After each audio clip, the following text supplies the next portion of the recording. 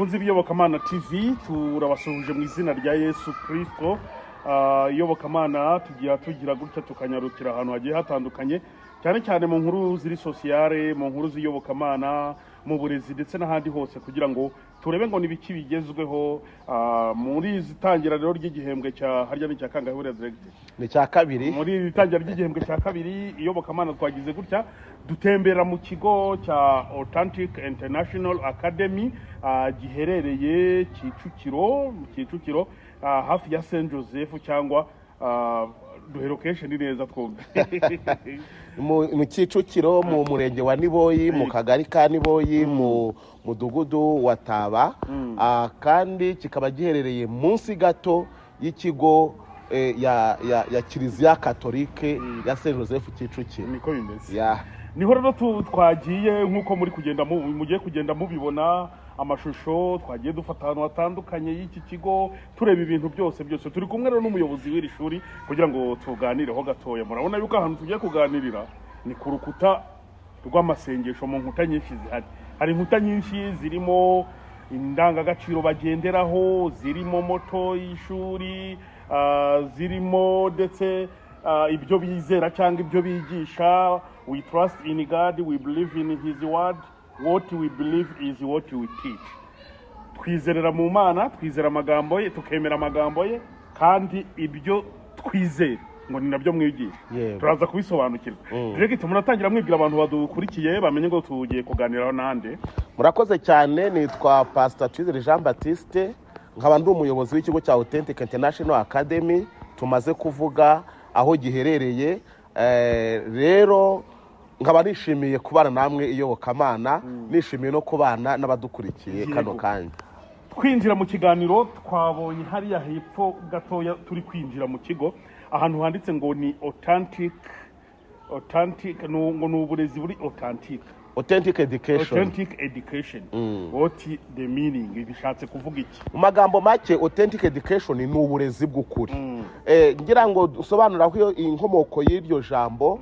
Iki kigo ni kimwe mu bikorwa bya Authentic Word Ministry na Zion Temple Celebration Center. No kuvuga ngo Authentic Word Ministry yashinzwe n'umushumba mukuru intumwa Dr. Apotre Gitwaza, nkuko duhora tubigarukaho ifite intego ebyiri.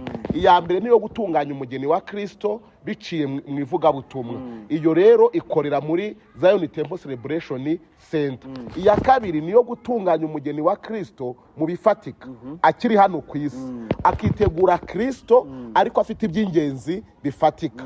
Nkuko Paulo yabivuze ngo Imana y'amahoro ibeze rwose, mwebwe ubwanyu n'umwuka wanyu n'ubugingo bwanyu n'umubiri wanyu birarindwa, bitazabaho umugayo ubwo Kristo Yesu azabagize ute agarutse. Rero mu rwego rwo gutunganya umugeni wa Kristo mu bifatika akiri hano ku isi, hari ikigo cyitwa ADA, Authentic Development Agency, ari nacyo kibarirwamo ibikorwa bitandukanye, ariko icy'ingenzi cy'uburezi, education.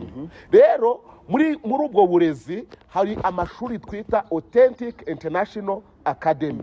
Iri ngiri rya Kicukiro, dufite na Authentic Academy ya Mwurire i Rwamagana, dufite Karangazi, dufite Nyagatare, tunafite na Rubengera, ariko dutegura no kuyafungura hirya no hino. Tukagira na Authentic Kingdom University. Authentic Kingdom University nayo iri mu burezi, nayo ikorera hano muri Kicukiro.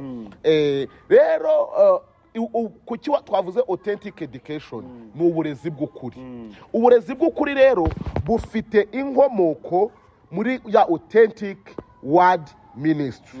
Nkuko wabibonye kwa bino birango wabonye hano, ikirango cya Zion Temple Celebration Center n'icya Authentic Word Ministry, hari handitseho ngo we trust in God, we believe in his word, and what we believe is what we teach.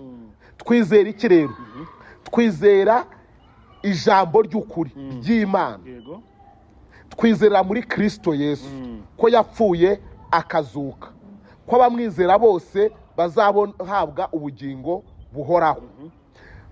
Twizera ko uburezi bw'ukuri ari uburema umuntu wuzuye nk'uko wabirebye hariya kuri mission yacu ya authentic education ni ukwintegrating 3 H's integration of 3 H's muri graduate mu mwana twigisha izo 3 H's zero nizi cyangwa hash eshatu hashe ya mbere ni head umutwe ni knowledge uburezi bw'ukuri butanga ubumenyi knowledge ariko abahanga bavuze ko guhera muri nasari kugeza muri PhD ibyo umuntu yakuye mu ishuri bigira uruhare mu kwigi muri success mu mibereho y'umuntu 15%. Noneho hashi ya kabiri ni heart hoya heart umutima bishatse kuvuga iki character transformation ni ukuvuga ngo ikintu gikomeye abantu bafite babuze muri no minsi ni indangagaciro yize menshi yavuga igifaransa cyinshi agira imibare myinshi afite diplome nyinshi ariko zidashobora guhindura abantu. Niyo mpamvu kuri stoppers mwabonye hariya handitseho umushumba mukuru intumwa Dr. Apotre Gitwaza yatanze quote ivuga ngo ubwenge ni iki ngo ubwenge ni ukumenya kuba muri iyi si y'akajagari ariko ugakomeza kubaho mu isi ifite indangagaciro ugakomeza kubaho ubuzima bufite indangagaciro. Aho ngaho rero ntabwo bituruka mu mutwe, ntabwo bituruka muri physics, ntabwo bituruka muri chimie ndetse no mu bindi, bituruka muri character transformation. Hashi ya gatatu ni hand. Iyo hand ni biganza, ni practical skills, kumenya gushira mu bikorwa. Authentic education rero ni uburezi bw'ukuri burera umwana mu mutwe bukamurera mu mutima bukamurera no mu biganza. Niyo mpamvu mu bikorwa mwabonye hano ni ibikorwa biconnecting ibyo bice byose. Twasuye class amashuri, mwabonye abana bari kwiga, mwabonye library ibitabo n'ibindi. Ibyo bikora hehe? Bikora ku mutwe. Ni knowledge, ni ukugetinga knowledge. Noneho muza no kubona tugira activity zo kwiga ijambo ry'Imana, activity zo gusengesha abana buri gitondo. Hano buri gitondo isomo rya mbere tugira ni Bible study. Nuvuga ngo period ya mbere ni Bible study. Nuvuga ngo iyo Bible study ni ihuza umwana n'Imana. Nugushobora guconnectinga umuntu wa wundi wa twigisha n'Imana. Niyo mpamvu muri logo yacu mwabonye hariya, mwabonye ko handitsemo kuva igice cyaho cya 31 guhera ku murongo wa mbere kugeza ku murongo wa 6. Havuga iki? Ngo Imana ihamagara uri iramubwira ngo mpamagaye bari yahamagaye, turi kumvikana ngo mbuzuza umwuka wanjye. Ngo umwuka ngo kugira ngo bagire ubwenge bwo. Nuvuga ngo ikibanza kugira ngo umuntu agire ubwenge, agire wisdom, nuko abanza kuzura umwuka. Iyo yuzuye umwuka ahabwa ubwenge. Iyo hawe ubwenge aravumbura. Niyo mpamvu ikintu cya mbere duheraho ni uguconnecting umwana turi kwigisha n'umuremyi we.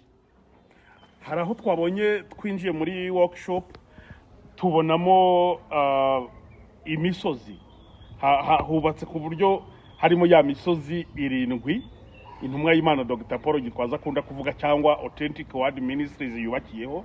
Harimo education, sport n'ibindi. Bivuze iki?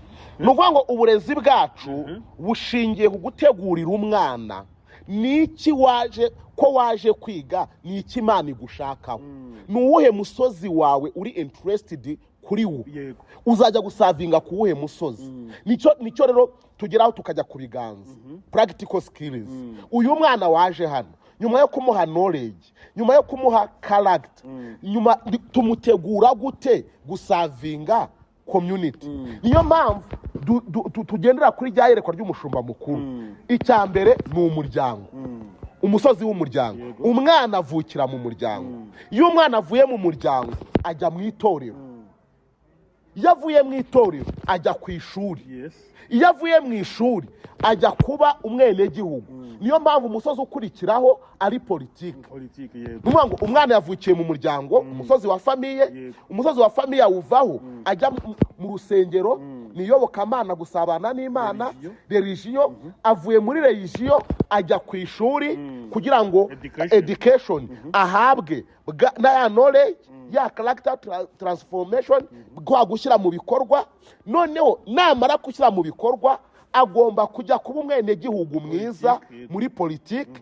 Noneho ya politiki ikamuha orientation.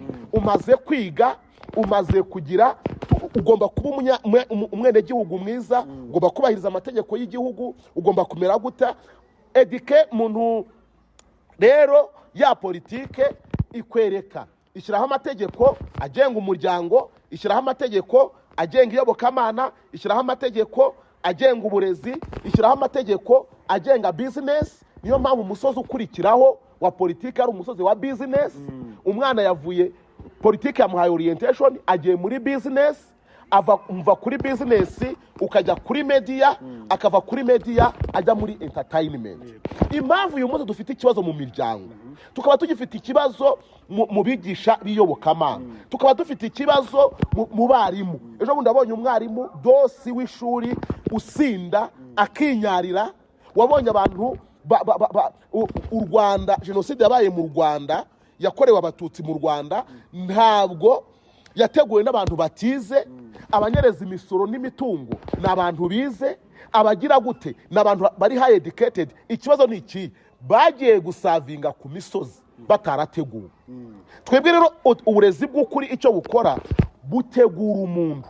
Ese mu muryango knowledge ikenewemo ni iyihe? Ese character ikenewe kugira ngo umuryango uwubakwe ni iyihe? Noneho ryayobokamana tugategura abana. So intego nyamukuru ni ugutegura umwana wuzuye muri bya bice ko ari bitatu, ufite ubumenyi isi ikeneye, ufite indangagaciro z'ubumuntu n'indangagaciro za Gikristo, indangagaciro zubakiye ku muco n'indangagaciro za Gikristo, kandi wa mwana ufite ushobora gushyira hehe mu bikorwa. Niyo mpamvu rero umwana wize muri Authentic International Academy Yunguka ibiki rero? Yunguka indangagaciro z'umuryango, yunguka kubaha Imana, yunguka ubumenyi, aba umwenegihugu mwiza, ashobora gukora business mu buryo bworoshye, ajya media, akora agira amakuru y'ingenzi amenya, kandi aba umwana wo mu myidagaduro. Niyo mpamvu mu byo mwabonye library abana barimo, dufite computer labs z'abana ba primary, kubera ko bakeneye kujyana n'isi y'ikoranabuhanga. Dufite computer labs za segonderi, aho ni muri practical skills. Wabonye ko twasuye workshop y'abana, iriya workshop y'abana ba nasari ari nayo iri mu iyi misozi. Iriya idufasha kudetecting impano z'abana. Wabonye ko harimo ibikoresho bitandukanye, harimo ibya muzika, harimo football, harimo bya bindi byose byagenda ya misozi, harimo amashusho ajyana arebana n'umuryango. Iyo umwana yinjiyemo harira wa materinete, duhita tumenya ngo uyu mwana are interested kuri iki. Uri interested kuri music, ahita afata gitari na piano. Ukajya kubona ukabona undi afashe inyundo, ukajya kubona ukabona undi afashe ubwato, ahandi hari ubwato, undi agafata Bibiliya. Ukajya kubona ukabona undi afashe, uhita umenya. Hari uhita ugenda agahita agenda akareba ishusho y'inka, uhita uvuga ngo uyu mwana ufashe gitari afite impano ya music. Uyu mwana ugiye gufasha twa tundi agenda acomekeranya, hari ugacomekeranya ukabona yakoze inzu, uhita ubona ko ari umwenjeniyeri. Hari ugacomekanya ukabona yakoze ihene, uyu ni umworozi. Hari ugacomekanya ukabona yakoze icyo ishusho iri mu mutwe w'umwana, niyo agenda agakoresha turiya. Wabonye ko harimo umupira, hari ugenda agahita afata umupira, ukabona aratangira aragira ute, arakina. Iriya rero ni inzu y'imvumburamatsiko ku bana. Dusa tumenya ngo iyi ngiyi ni uko nguko ibintu bimeze. Wabonye ko dufite uburyo bwo gukora imyitozo itandukanye. Dufite ibikinisho, hari ibikinisho by'imyicundo, hari amagare, guzimbuka umugozi, hari amafarashi. Iyo bishyize hano rero uhita ubona umwana akirukanka agiye ku igare, hari undi ahita ujya ku ifarashi, hari undi ujya ku byicundo, arufata umupira. Uhita umenya ngo uyu mwana nuko icyerekezo cye kigize ute kimeze.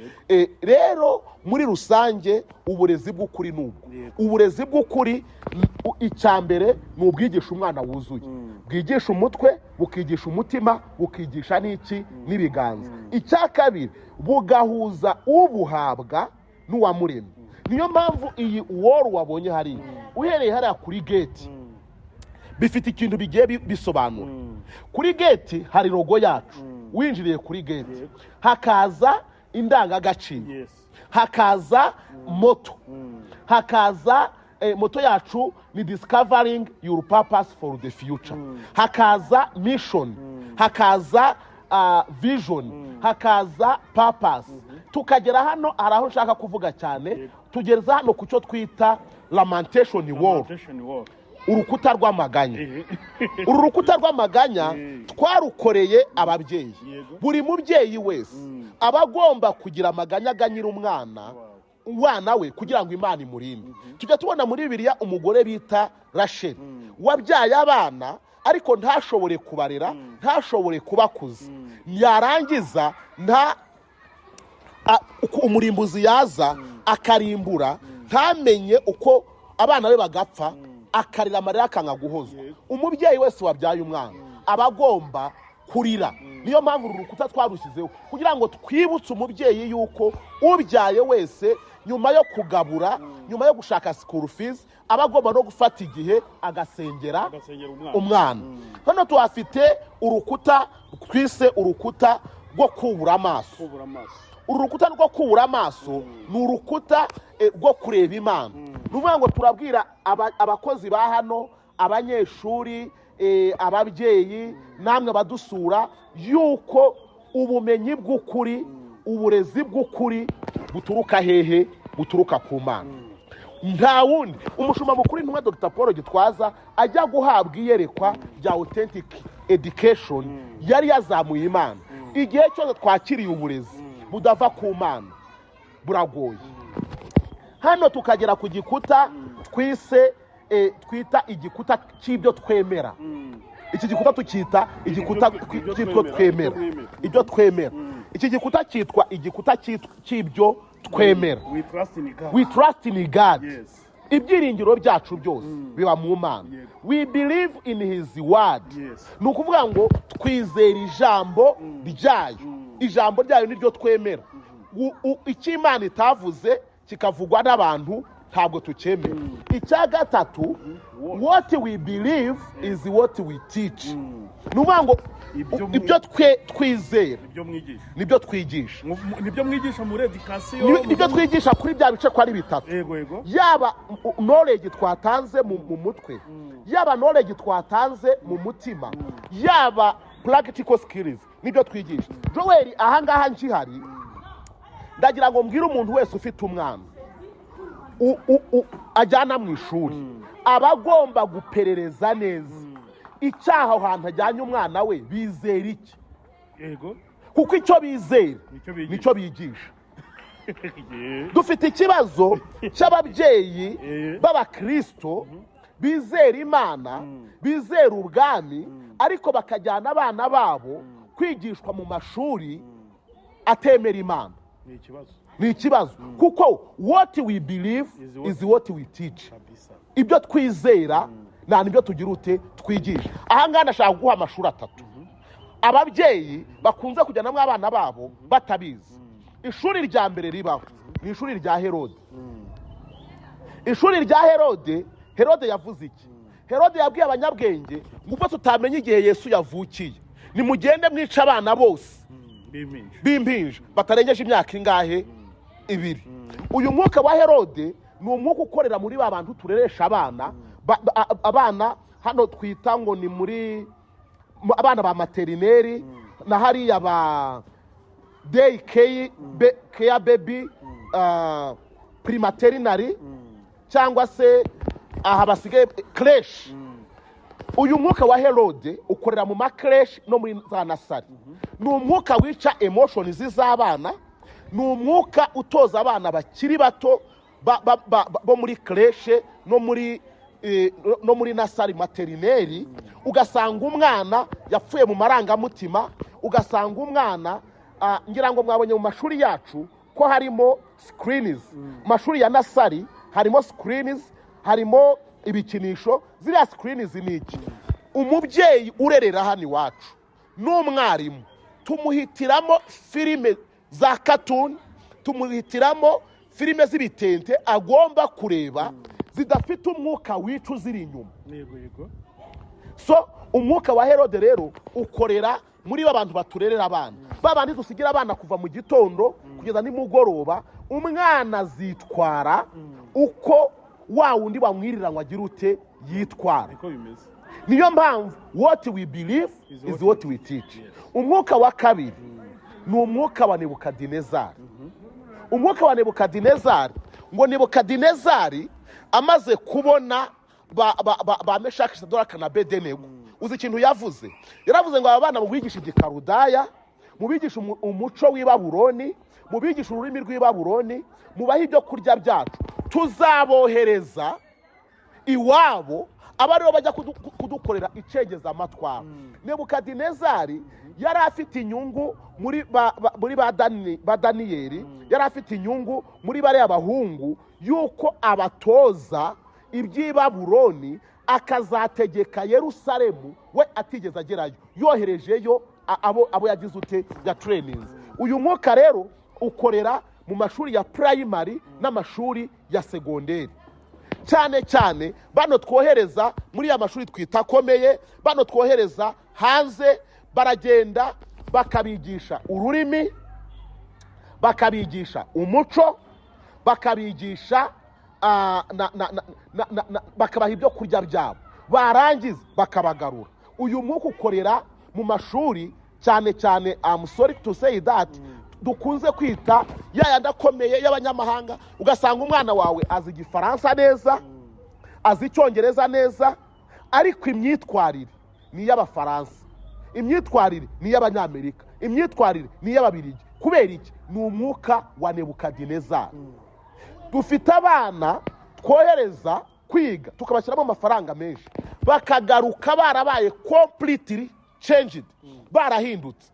Bafite imico y'ubutinganyi, bafite imico yo kunywa cyane, bafite imico yo kutumvira ababyeyi, bafite iki? Kubera iki? Twabohereje mu mashuri yemera ubutinganyi. Filozofi washinze ishuri yemera ubutinganyi. Filozofi washinze ishuri ntiyemera Imana. Filozofi washinze ishuri anywa cyane. Filozofi washinze ishuri yemera ko ibi nibi nta kibazo. Niyo mpamvu baza bafite ururimi rw'i Babuloni, bafite imico y'i Babuloni, barariye ibyo kurya by'iki by'i Babuloni. What we believe is what we teach. Ishuri rya gatatu, umwuka wa gatatu ukorera mu burezi, ni umwuka wa Farawo. Umwuka wa Farawo, ngo Farawo amaze kubona Abisirayeli bari gukura cyane, bari kwiyongera, ngo yatoranije abaganga, ngo arababwira ngo abana b'abahungu nibarajya bavuka mujye mubicira mu matako y'abande y'abanyina. Uwo mwuka wa Farawo ni umwuka utangirwa mu training centers. Training centers, wize ubwarimu, wize ubuganga, wize politike, wize igisirikari, wiga amahame yacyo. Ariko hari n'icyo Farawo ashaka, bakaguhamagara bakagenda bakagutraininga uburenganzira bw'aba homosexual, bakagutraininga ko gukuramo inda nta kibazo, bakagutraininga ko kunywa gake tunywe resi nta kibazo, bakagutraininga kuri ibi ngibi. Rero umubyeyi wese ushaka ko umwana we azagera ku ntego yo gukorera igihugu, yo gukorera Imana, yo kuba umwenegihugu mwiza, agomba kumenya ngo ishuri ngiye kujyanamo umwana wanjye bizera iki. Kubera ko what we believe is what we teach. Dufite abantu muri sosiyete bananiranye kandi barize amashuri menshi, ariko kubera iki bananiranye? Nuko bize ibyo abandi bizeye. Iki rero ni ikintu gikomeye. Ninza gusoza ndaha ubutumwa ababyeyi, ariko ubutumwa bushingiye ku kubanza gukora gutata neza ishuri bagiye gutwaramo iki umwana. Ishusho duherukiyeho ni ishusho igaragaza ikarita y'igihugu. Uyu mwana twigisha, itegeko rya 5 riravuga ngo wubahe so na nyoko kugira ngo uramire mu gihugu witeka Imana yawe iguha. Umwana wese dutegura muri wa mutwe, muri knowledge, we dutegura mu mutima, we dutegura ku biganza, tuba tumutegura kujya kuba umwene gihugu mwiza, kujya kusavinga, kujya gukorera igihugu ku misozi itandukanye ya yindi twavuze. Umubyeyi tuba tumutegurira kujya kuba umubyeyi mwiza uzarerera igihugu, itorero n'umuryango ku musozi w'uburezi w'umuryango. Tuba tumutegurira kuzaba pasiteri mwiza, kuzaba umuvugabutumwa mwiza ku musozi w'iyobokamana. Tuba tumutegurira kuzaba umwarimu mwiza ku musozi w'uburezi. Tuba tumutegurira kuzaba umunyapolitike mwiza ku musozi wa politike. Wumvise ibyabaye mu Bufaransa, bahayarinze prime minister w'imyaka 35 ariko w'umutinganyi. None uribaza igihugu cyahayarinze prime minister w'umutinganyi, education yabo imeze ite? Politike yabo izajyahe? Imiryango yabo irerekerahe? So dutegura rero abantu bazajya gusavinga, gukorera Imana ku misozi itandukanye ariko mu gihugu.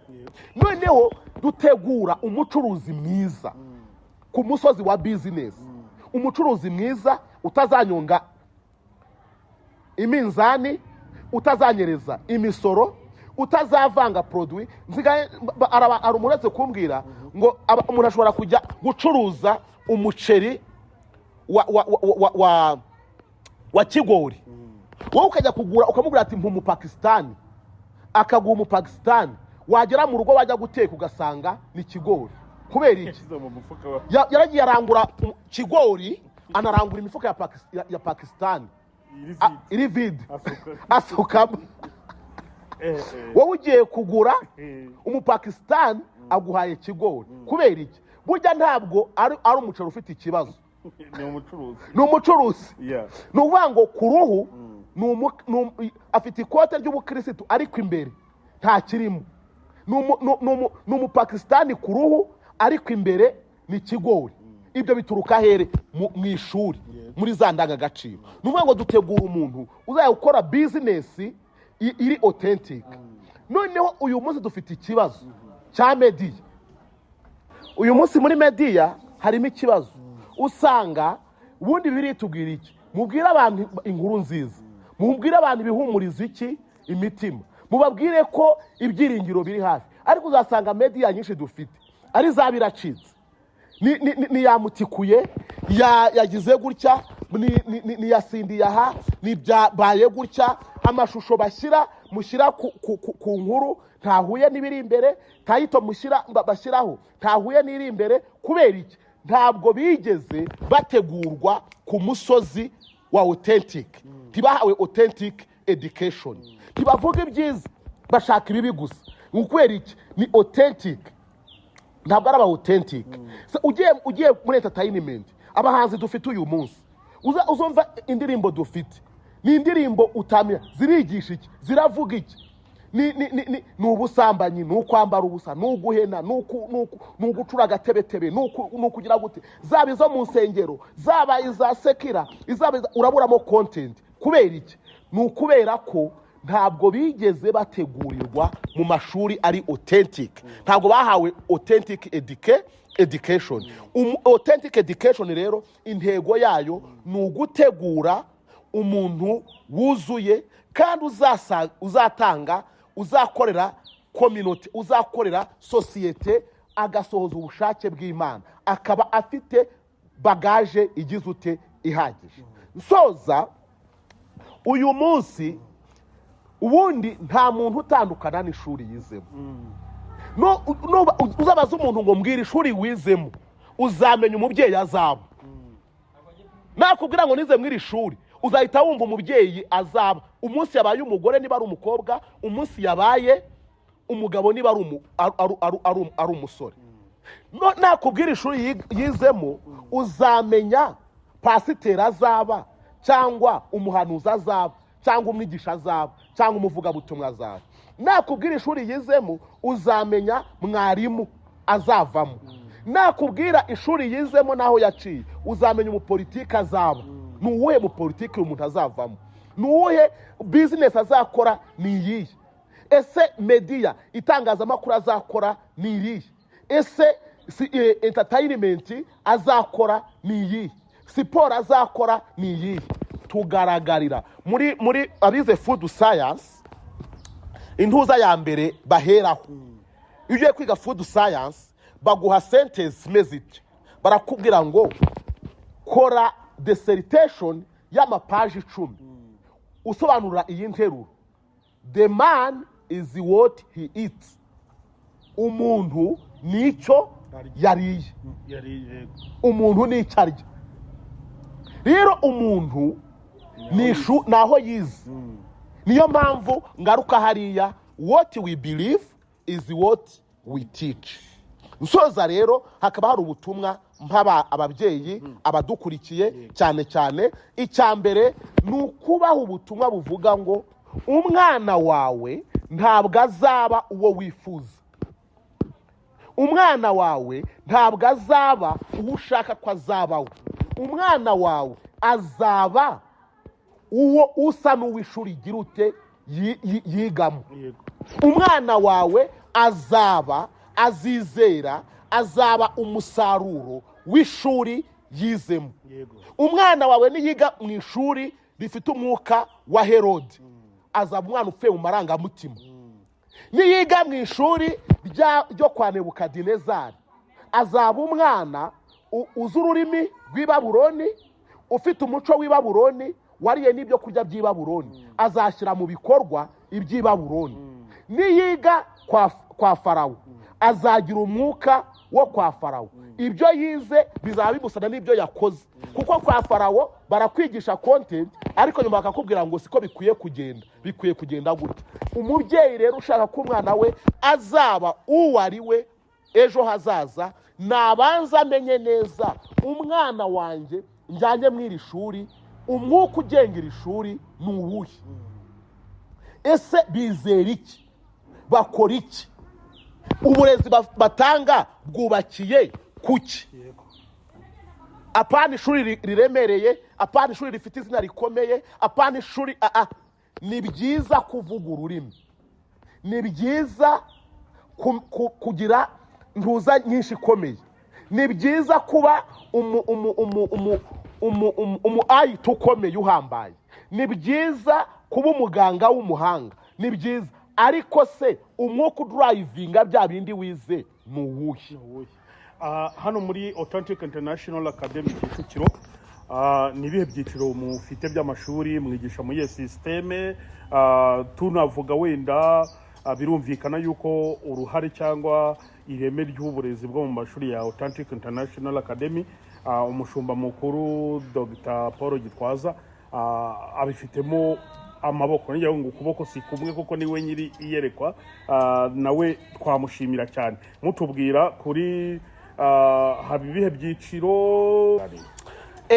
Muri Authentic International Academy dufite ibyiciro 4 by'amashuri. Icyiciro cya mbere ni icya nasari cyangwa se abana b'incuke cyangwa se materineri. Nk'uko mwababonye bavuga igifaransa neza cyane. Bavuga igifaransa neza cyane, ni ukuvuga ngo guhera muri materineri ya mbere kugeza mu wa gatatu primaire kwigisha mu gifaransa. Niyo mpamvu amashuri mwabonye bavuga neza igifaransa, ariko bakaniga bakaba bafite na content, kwigisha curriculum iri national y'igihugu cyacu. Iyo uvuye muri upper primary guhera mu wa 4 kugeza mu wa 6 no kugeza mu wa 6 dukoresha icyongereza. Kandi umwana watangiriye hano akarangiza P6 aba ari umubirenge mwiza cyane. Avuga igifaransa cyiza, akavuga icyongereza cyiza.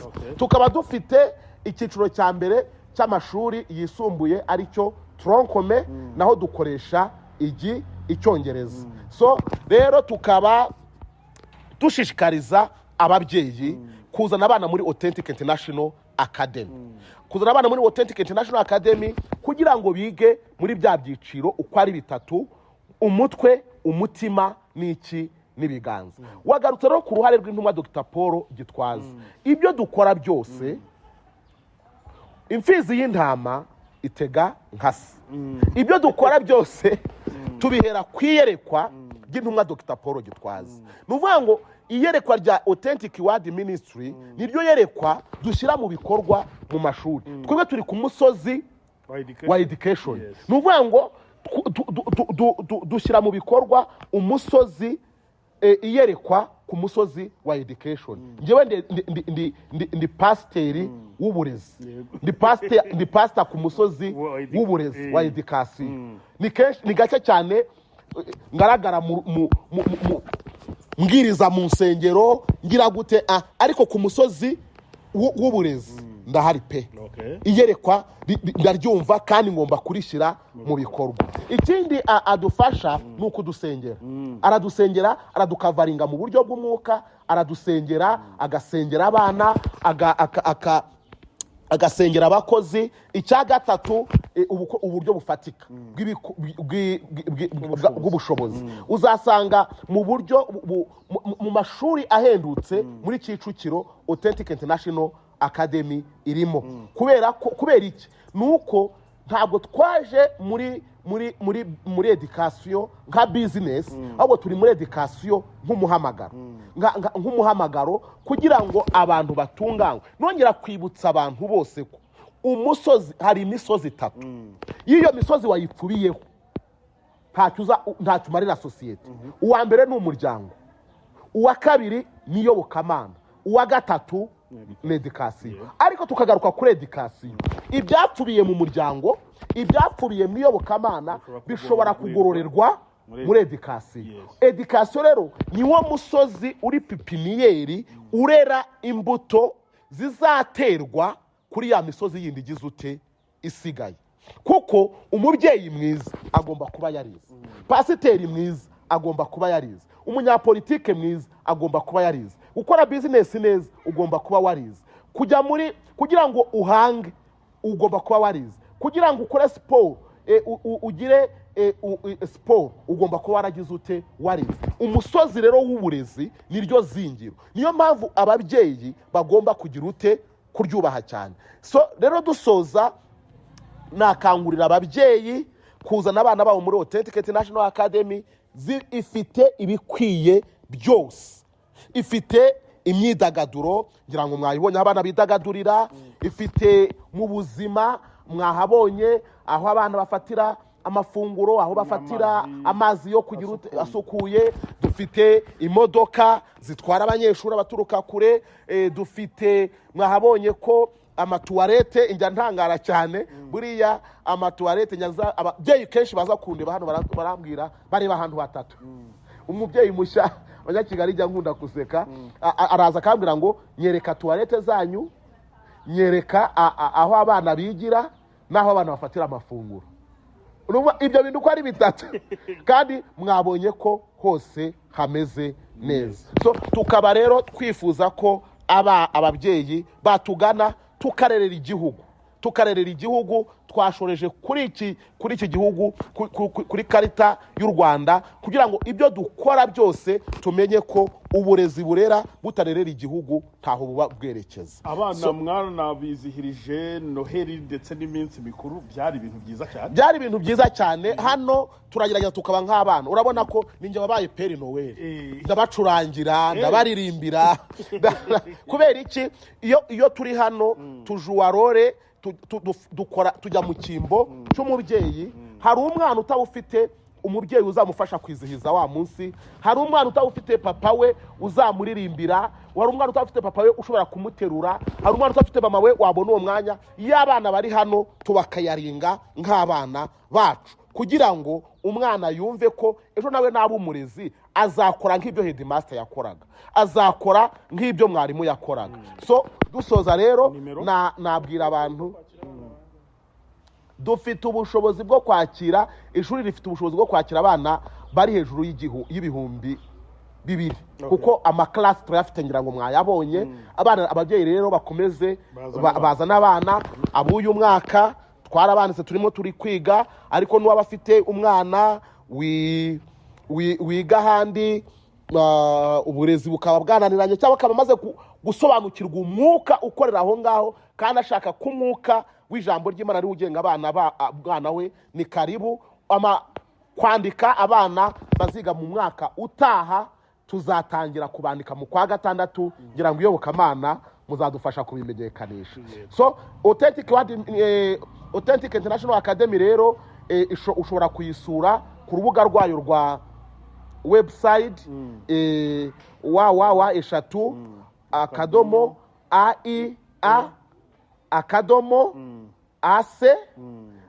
cyangwa se ukatwandikira kuri email yacu muri buze kubona ku iki kiganiro, cyangwa se n'izo nimero ziriho mukaza mukatwandikiraho. Amarembo arakinguye, Imana ibahe umugisha.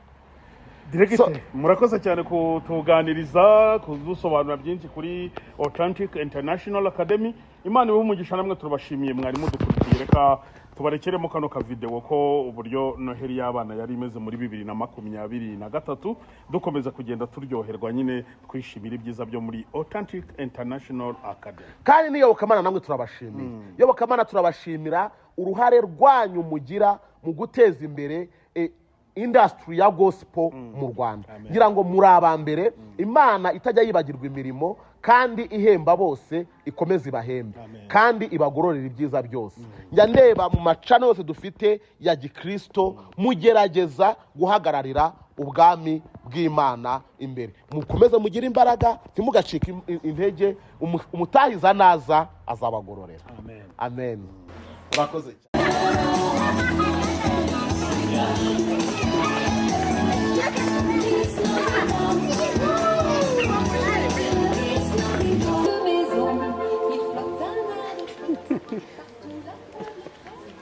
Fermez les yeux.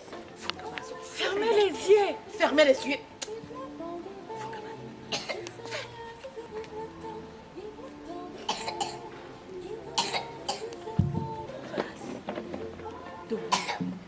Et tu fermes les yeux.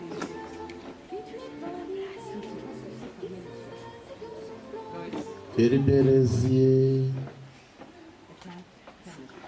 Fermez les yeux.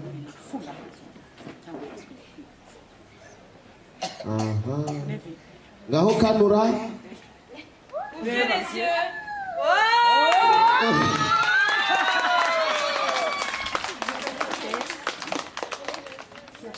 Bravo. Bonjour. Comment ça va? Et puis, Père Noël.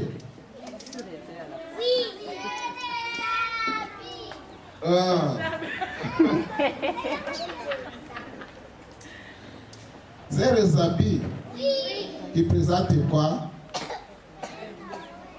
Père Noël. Nous avons maintenant célébré le Noël et nous allons chanter et danser avec Père Noël.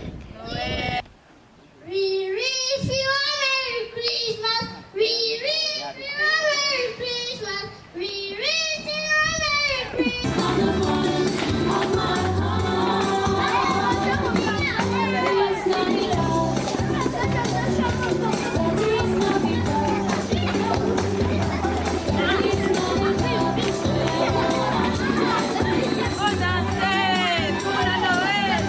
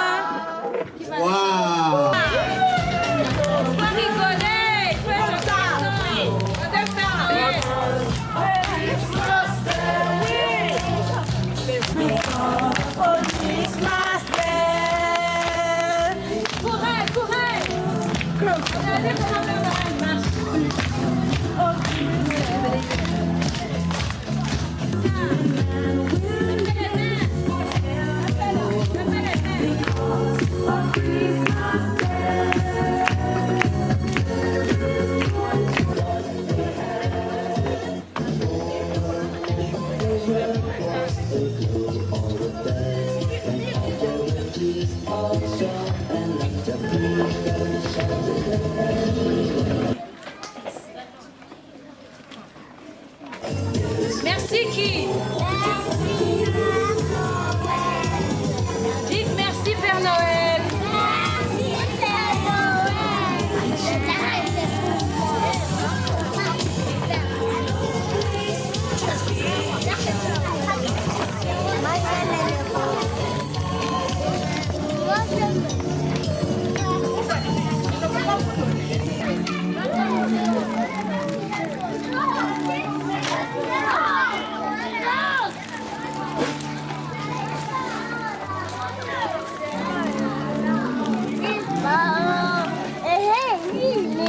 Merci Père Noël.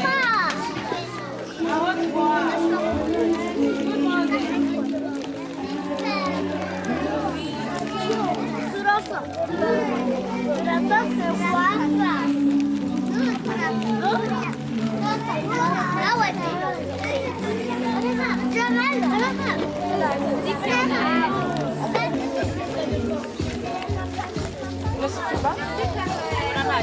Merci aussi.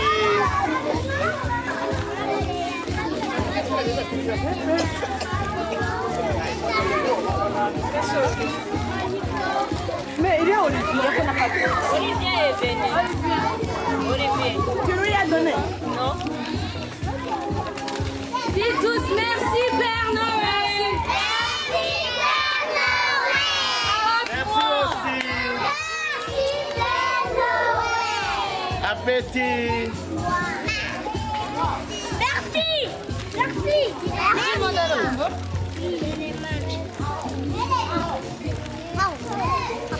Mais vous n'avez pas donné à Père Noël les bonbons?